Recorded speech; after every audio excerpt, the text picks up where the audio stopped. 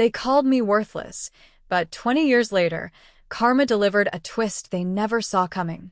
I'm Sophia Carter, 37, standing in the polished atrium of Riverdale General Hospital, where my son, Dr. Ethan Carter, just made headlines as the youngest chief of neurosurgery. My parents, who disowned me at 17 for being pregnant, now demanded to meet their prodigy grandson. My mother gripped her designer clutch like a shield. My father adjusted his gold cufflinks, both dressed to claim a legacy they'd discarded. But they didn't know about the will from the woman who saved me when they wouldn't. If this resonates, hit like, subscribe, and share where you're watching from with the time. Here's how justice unfolded. October 2004, their penthouse glowed with wealth. At 17, I stood in their living room, clutching a positive pregnancy test. "You're a liar," my mother snapped, her voice cutting like glass. "No child of ours would be so reckless." My father, silent, fetched my duffel bag, setting it by the door. "You have 15 minutes, he said, twisting his Princeton ring. "Leave your keys." "Dad, please," I begged. "You're no longer our daughter," he said, turning our family photo face down. My mother sipped her wine unmoved. "Don't contact us. We'll say you're at boarding school." The father, Liam, had promised me the stars. But at 18, with a Yale acceptance, he ghosted me when I told him. His future was too bright to risk. I packed $180, a locket from my late aunt, and left. The door locked behind me like a vault sealing my past. I slept in a park gazebo for 4 nights, shivering under a thin jacket.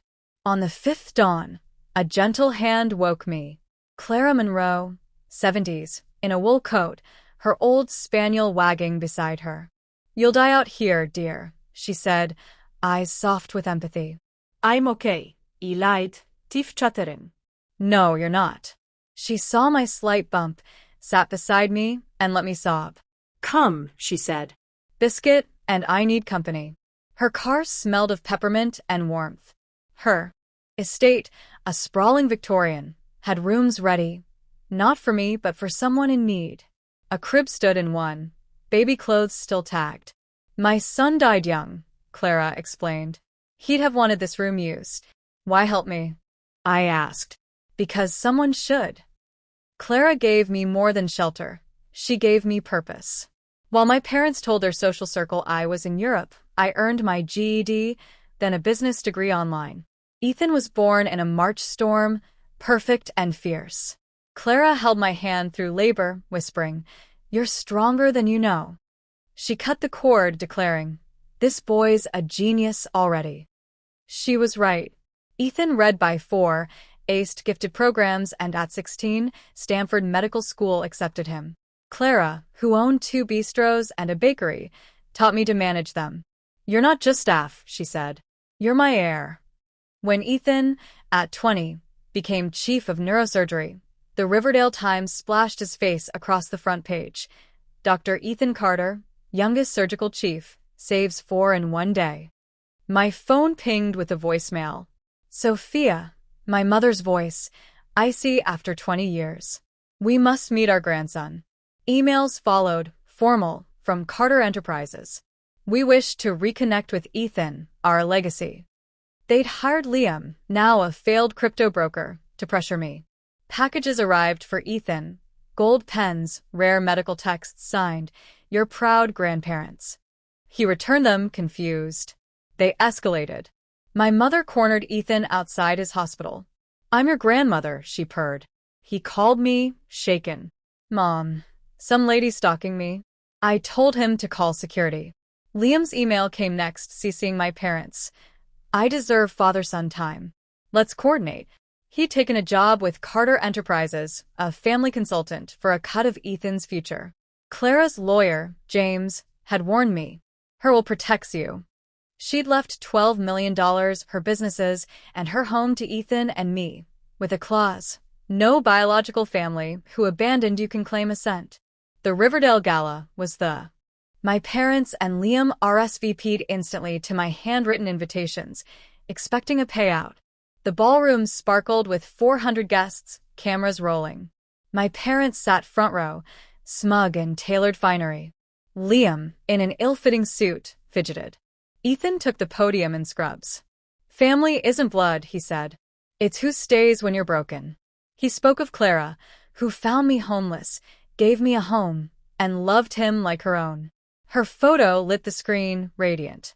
Tonight, we launched the Clara Monroe Haven for $1 million for teen mothers, shelter, education, hope.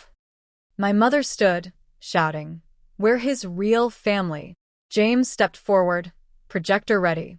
Let's clarify. The screen showed their 2004 document, signatures bold. We, Edward and Lillian Carter, relinquish all rights to Sophia Carter and her offspring, born or unborn, in perpetuity. Gasps rippled. You disowned them, James said. Legally. Ethan's not your grandson. Emails flashed next, my parents plotting with Liam to recover assets.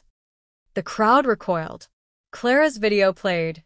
Edward, Lillian, you discarded a treasure. I claimed it. You get nothing but shame. She gave them 10 minutes to leave or face restraining orders. Police escorted them out as phones recorded. The gala erupted in applause.